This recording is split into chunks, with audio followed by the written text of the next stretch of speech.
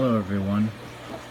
So this is my tank for breeding Dario, also known as the Scarlet Batis.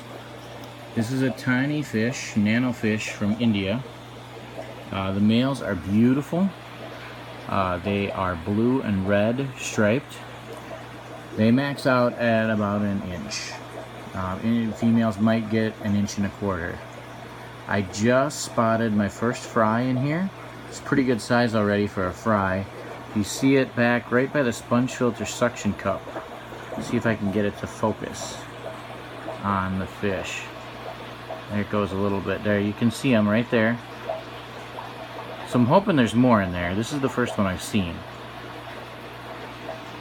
But I've been working, trying to get these guys to spawn for a while. I spawned them many years ago, and then I had a hard time finding females. Luckily, one of the guys in our club, Tristan Watson, shout out to Tristan, was able to get a female and get them to breed. And I got a good group from him, and let them grow out a little bit and sex out.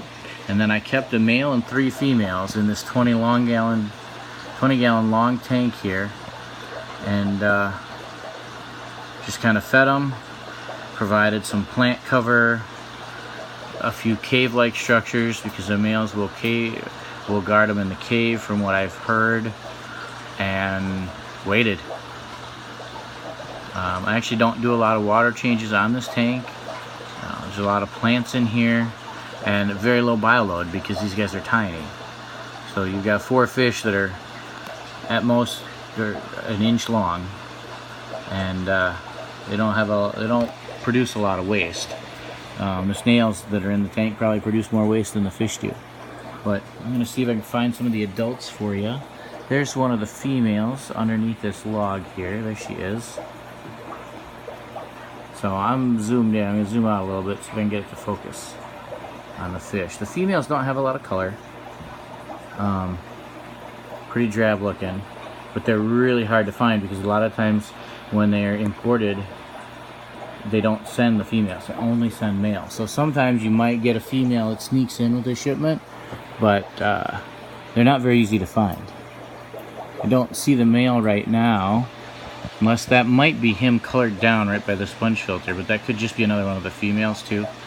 I think it probably, yeah, that's a female. So that's another one of the females there. You get a little better look at her sitting on top of the sponge filter there.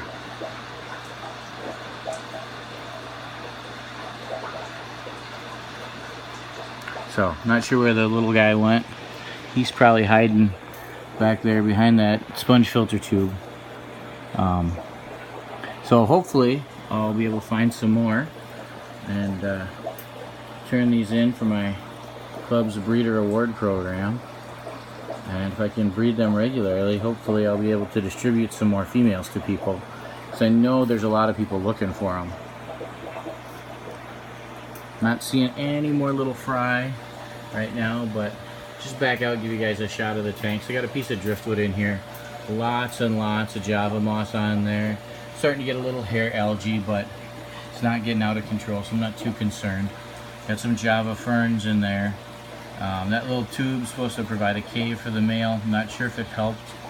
It was based on the size of that fry, and when I put those caves in, I'm not sure they used them for that spawning.